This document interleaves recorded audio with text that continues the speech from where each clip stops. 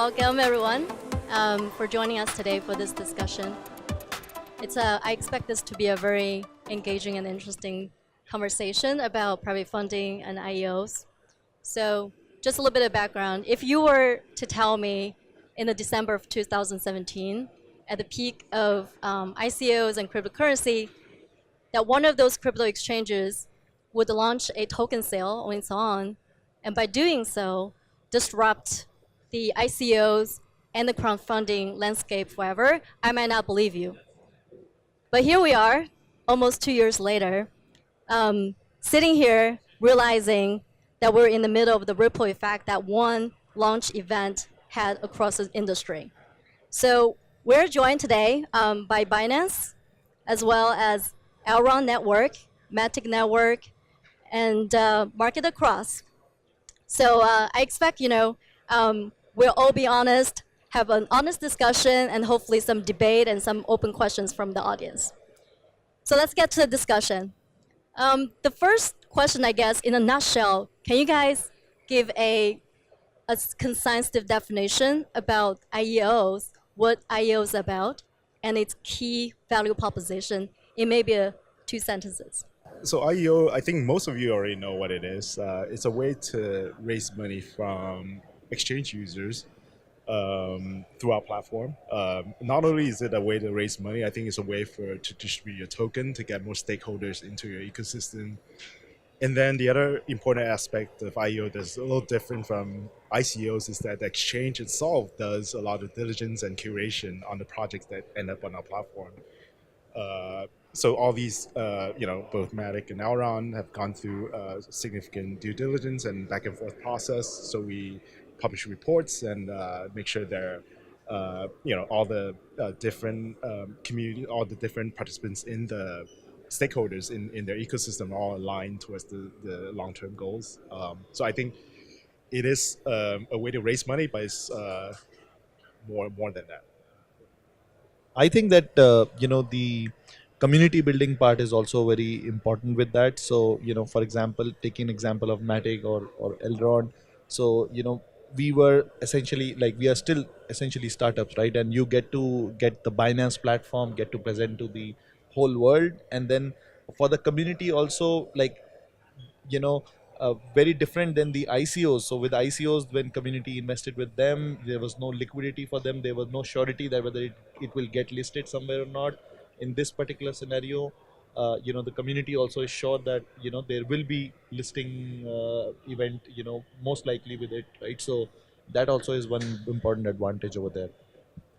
What I would sum up all of this with is initial exchange offerings are perhaps the more efficient way to raise money, raise awareness, and then get a really wide distribution from the start. There's no other channel similar to what Binance currently offers to start with. There are many ways to continue this, but of course, when you start out to have this kind of channel, I think it's an exceptional starting point. I think that so we talked about liquidity, it's going to be listed, but it's also the maturity of projects. So we saw people raising millions and millions or maybe hundreds of millions of dollars for a general white paper. I haven't seen IEOs on the top platforms that are literally zero code written. We have an idea. So add the curation, add the fact it's going to be listed, add the fact that it's a more normal amount of funds. Again, single digit millions usually. So it just offers, when done on a big platform, a right platform, a much safer, I think, bet. But is it safety guaranteed, right, through this whole process? So I would agree that compared to IEOs seem to be a much more responsible way of raising funds. It's like the new kid on the block as far as crowdfunding goes, and it at least inserted exchanges, usually reputable exchanges, in doing due diligence and going through the right checks and making sure that the projects have something to offer by the time of launching a sale, right? But I don't think ICO took off immediately after IPOs flattened. I think 2018 was initially mostly about STOs. I think the security token offerings were actually something that took ICOs off people's center of attention. Then regulators came in and did a lot of work and put some senses back into this ecosystem, and ICO kind of went silent. So I guess like my question is, what do you think really made IEOs differ from ICOs, and how do you see the trajectory for IEO space in the next 6 months, maybe? I think part of what happened in 2017 with the ICOs, the innovation there is that it removes a layer of middlemen or gatekeepers between the startups trying to raise money and the people trying to fund startups. So traditionally, in non-crypto startups, where there isn't a channel to raise money from everyone in the world, you typically go to Silicon Valley, go to Sand Hill Road. There's a few dozen VCs out there that you want to raise money from, and they are the ones that determine whether you get money to go innovate or not. I think in 2017 that you can go directly to your users or directly to people who know about your product and services to directly fund you and get a stake in what you're doing. I think that was an innovation. I think in 2018 when the IEO started, there's an extra layer of curation, diligence, and additional level of research that users and investors could refer to refer to do their own research. Typically, when we do an IEO, we also publish a research, and CZ always goes on Twitter and say, "Do DYOR, is do your own research." I think just as in IPOs, in the traditional IPOs, they publish all these disclosures and stuff. But I think most people, when they invest in IPOs, they usually base it on their own experience with using the product or service, or their understanding of product or service, instead of reading what SEC wants you to publish. So I think we are trying to be responsible. We're trying to let the users do their own research. So that is kind of like the difference. I think the projects will have even more perspective on this one. Yeah, I mean, from my perspective, also, as we already summed up the benefits of IEOs, versus ICOs, and since it's a fundamentally better approach than IEOs and much more protective of the retail space. So although we all are very positive about this new fundraising mechanism, but the fact is that retail still needs to be protected because they are not very sophisticated users. So as Tech was saying, that once you introduce a responsible exchange like Binance, which can do a fair amount of due diligence, so that the retail investors are protected to some extent, and then of course the retail investors also go through whatever social channels or their own research, whoever who can do.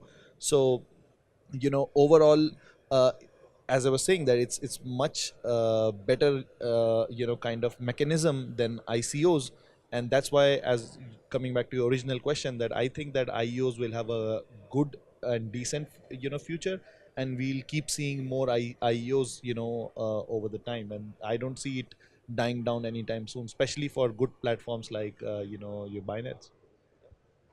So as Sandeep said, I think that IOs bring grassroots a bit back. So ICOs were big on retail, and then at some point they're like, "Oh, this might be a bit weary. Let's do only private sales." And they would raise millions and millions of dollars on private sales where the audience wouldn't know them. So you had huge ICOs that were closed with syndicates and funds or whatever that never had any grassroots attention. And usually, if you can get grassroots attention, they're going to give you your money. There's a better chance you can market a company or whatever. So I do believe that it brought grassroots or retail investors back into the game. About the future, I think there's going to be Coinbase is joining it, so it's gonna have a good future. But I think 3-4 platforms. I don't see IEOs on exchange number 340 having a future. That's my personal opinion. To add a bit on what Tech was mentioning, I do think that we've outlined first how important the IEOs were for the startups or blockchain projects, what they bring new. Another very important thing is what Sandeep was mentioning about the retail part, namely that you need a level of understanding, uh, a level of validation, due diligence that is much higher to what people are used to in the blockchain space.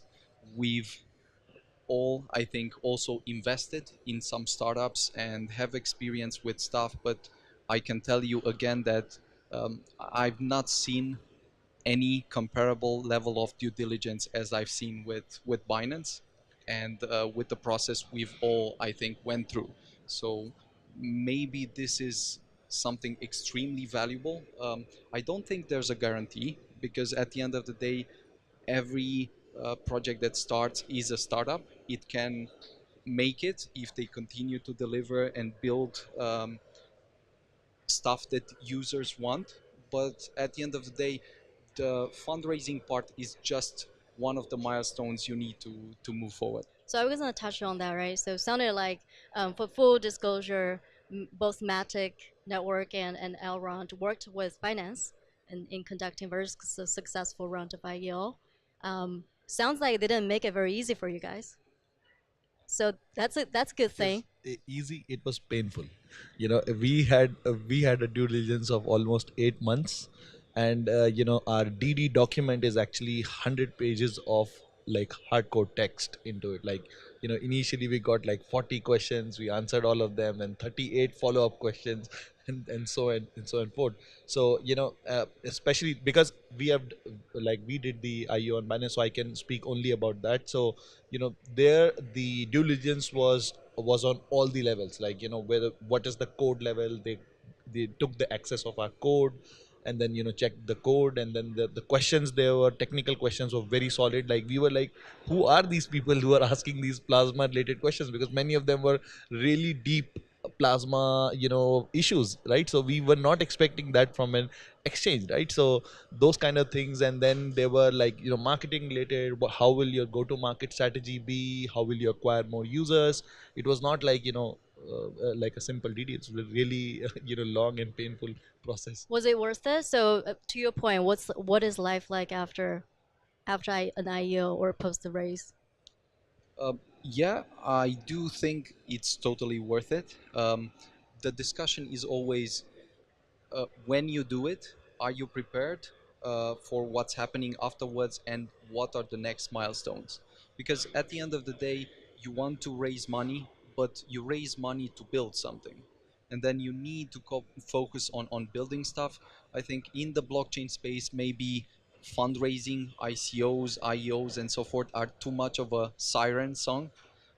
People forget that at the end of the day you want to raise money, but that's not enough. You need to build stuff.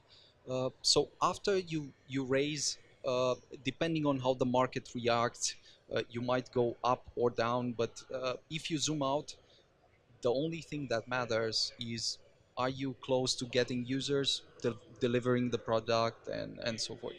So let's take a minute to talk about two things. First is incentive. So I believe that to understand ICOs, which by the way I've co-managed an ICO platform called Token Foundry, so had a very intimate experience with the launching ICOs and what needs to be done to prevent a disastrous outcome. And so incentive around, I think to understand ICOs, understand token economy, community, investor psychology, and all of that, and to support the network, right? And in comparison, to understand IEOs, I believe it is to understand exchange business. So as we all kind of mentioned and covered, that Binance, for instance, is very involved from day one through incubating, guiding, investing in some of the projects. So by the time of launching an IEO, Binance is already fairly comfortable on many fronts, right? But how do you make sure the incentives are aligned so that Binance is not just making sure the project gets funded versus like making sure it is in the long term a very necessary project and protocol for the space, and so that Web3 infrastructure can continue to be built and relying on those must-have projects? For us, it is to our advantage that things work out in the long term because we're putting our name behind it. We have a good reputation in the space, and we want to protect it, and that's why the diligence process is so thorough. I think that the diligence process is good for every kind of stakeholder in the IEO process for the project as well. We have the benefit of having an exchange where we've diligence through thousands of tokens. We've talked to a lot of project teams. We've seen every scenario out there in the crypto world. So we want to kind of bring to bear that experience and that kind of collective history to advise project team founders on what we've seen before that worked and didn't work.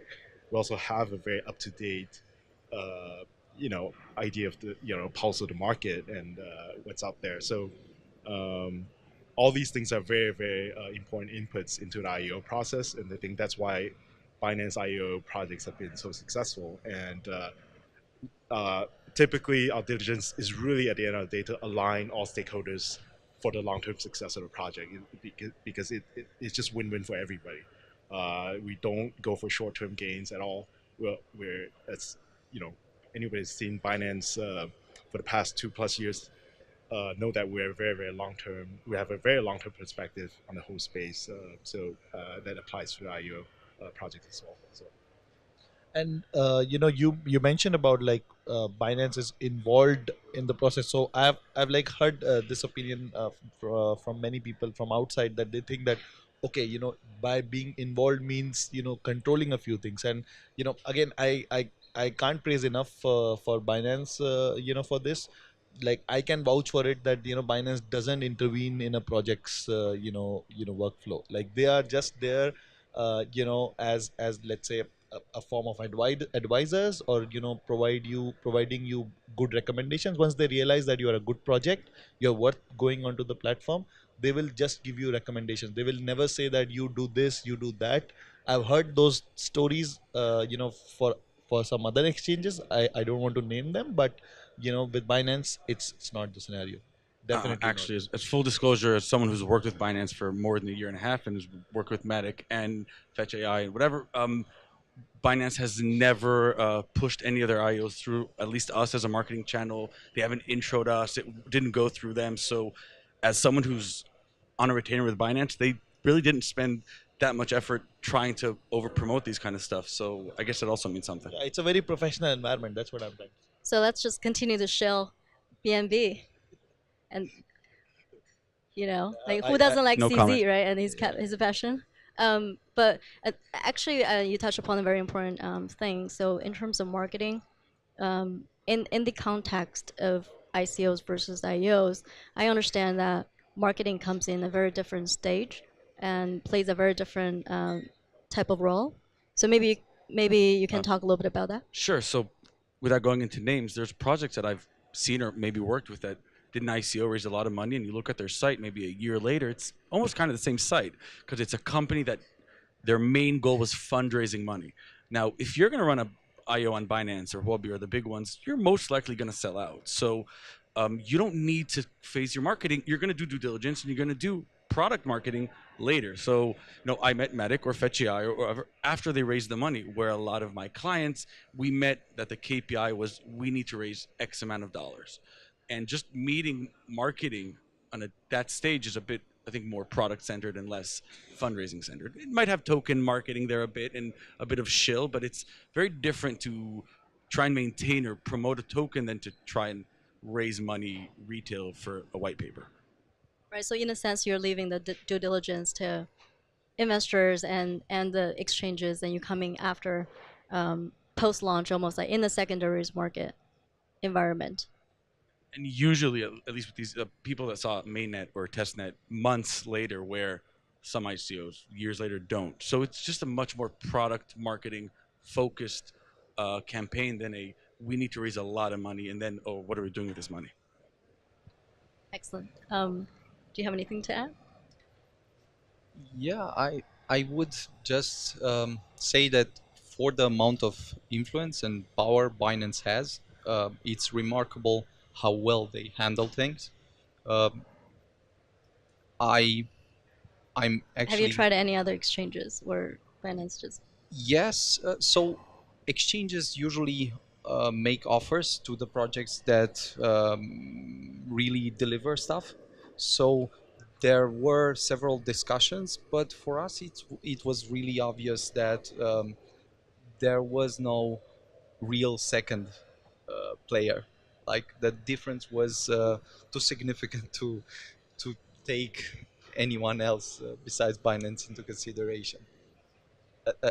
At least in our case, like I'm sure people need to consider many things, but all things being equal, Binance, yeah, does offer something very and I think it's helpful to mention one very important event also happened during 2018 that Binance became the largest cryptocurrency exchange, right? So that is one thing that IEO has different from other private funding is if you do that, then if there are any projects in the audience, if you go with IEO, then you do want to choose and go with an exchange that has the largest coverage and best reputation and most comprehensive offerings and all of that. So I definitely think Binance does have a very big name on that front. I think the last question that I have is, and then we'll open up the floor for questions from the audience is the cost of trust. I think the underlying tissues that make up of the trust in the crowdfunding space has changed, going from ICO to IEO. How do we go about collectively, projects or exchanges or marketing groups? How do we continue to nurture that trust? And do we think that the trust now is heavily relying on exchanges, or are there anything that I'm missing? I think it's really based on historical data, right? I mean, we have done like quite a few projects so far on our platform, and then all the projects that have gone through our platform are earnestly trying to get adoption, get progress, and ship stuff constantly. I think those are good track records to have, and that would engender more trust in future projects that go on our platform. I would also add that, to be really honest, it was Binance that kindled this wave of IOs when people sort of lost faith that things could go bullish again, and the market was negatively overreacting and so forth. And it was Binance that tried this during a very, very interesting phase where people did not think this was a good idea. Then, after one or two interesting examples, at that point, everyone was starting to think, oh, there might be something there. And then, after you get the market to overreact, or react positively again, think that there might be a way, there might be something there. There are many ways that you can add, further improve, and so forth. But it was Binance almost single-handedly that brought this new hope to the market, and I'm sure things will continue to shift, but they are the ones setting the standard, at least for the IOs. So I'm for regulation, but I also think that the industry is regulating itself a bit. So ICOs are almost dead. I don't like one or two that's actually raising money, because we thought, oh, we see people on the team. He's an advisor, whatever. So he has skin in the game. Then we understood that people got a percent of the tokens for putting their name on it, and they made so much money they don't care. But now you have businesses that have their name on the line. Their skin in the game is the business. So right, if Binance or Exchange B or C wants to do a short squeeze on their name, it's a bit different. But people, I guess, are easier to buy than big corporations, and they have their skin in the game. If they're gonna, pardon my French, fuck up, then it's gonna hurt trust with them, and I think that's a better model than people that had a few good jobs at Morgan Stanley and are advisors on a project. So have just collectively, do you think the regulators have caught up with IEOs and other funding activities going on in the space? And if they have come across with questions, what are those questions, and what do you think that's going to play out? Yep. So, I think the regulators are closely watching the space, and I'm pretty sure now that we have news of Coinbase also thinking of getting into the game, and I'm pretty sure Coinbase would be doing in the background there must be ample amount of due diligence, and then regulators would have shared their concerns whatever they had. But I think that the overall outcome of those discussions would have been that, okay, if you are able to manage these XYZ things, then it's okay to do an IEO. So I will count that as regulators catching up or coming on board to the overall idea of IEOs. No, I would totally agree. I think the probably the strongest positive signal for the space would be if the US would suddenly move toward this direction, and what signals you look for to judge that would be precisely Coinbase, which is very strongly regulated, very much focused on this front, and that would be extremely exciting if we would see something similar to what the internet looked like in the 90s, because if you remember that time, it was very similar. So the US had very strict laws, and they were very close to strangulating the internet a few times. And Mark Andreessen was actually even mentioning this, that until 93, any kind of commercial activity on the internet was illegal. So once they turned positive, we know what happened. I'm very curious what would happen if the US would turn positive on this. I think generally speaking, not about crypto at all. Like generally speaking, regulations typically lag innovation. Even if you look at like Uber and Airbnb, they're still kind of illegal in many different jurisdictions. And if you go all the way back to when automobiles got invented, when cars came out, it was illegal in certain states in the U.S. to drive a car without a person with a red flag standing in front of it, which totally defeats the purpose of the car. So, if you look at the history in general of regulations catching up to innovation, it usually lags behind. So I'm not worried about that at all. This is a net positive for everyone. I think so. I think that what we can see is that users don't really care about regulation that much. So a lot of projects come to us and say, "Oh, we're a regulated exchange, we're regulated this," and you can see a lot of other projects or exchanges aren't exactly regulated, but users like them. So it could be that if regulation doesn't adapt, they're going to also use lose the users, because users don't really seem to care. That's in my space. Regulation is not a huge value proposition when you address crypto audiences, which is a fact for me. I don't know if it's sad or good. Yeah. Or Um, I guess we'll leave with one last question about Binance because everyone wants to. Yep, go ahead. I think we've got a question from the audience. So I think in 2017, the ICOs was mainly driven. Most of the token holders are speculators that are driven by ROI. So ICOs did well in 2017 because of Ethereum doing 100x, and mostly was pegged to Ethereum. In 2018, IOs obviously in Binance are doing well because of the major liquidity. But I think now with Bitcoin dominance becoming so strong, how they see that affecting altcoins, IOs, from their perspectives. Any takers? It is difficult for the all the altcoins to say, but what I feel is that even if the Bitcoin dominance goes to 80%, there is still 20%, right? And good projects will keep doing good. So that's what is my perspective. I think corrections are always good in technology disruption. If you go, I'm an old guy, so if you go back to the internet era during the boom, the first boom, tons of companies, that didn't deliver, they shut down, and then the winners came out and became amazing companies like a few years later. So they were using all the products today. We just don't go back and revisit history. I think the same is going to happen. The strong ones that keep delivering, kept trying to get product market fit, will be ones that be the Amazon, Facebooks of the crypto world. So I guess like to wrap up, and what excites you guys the most, and what keeps you up at night? my children, for both.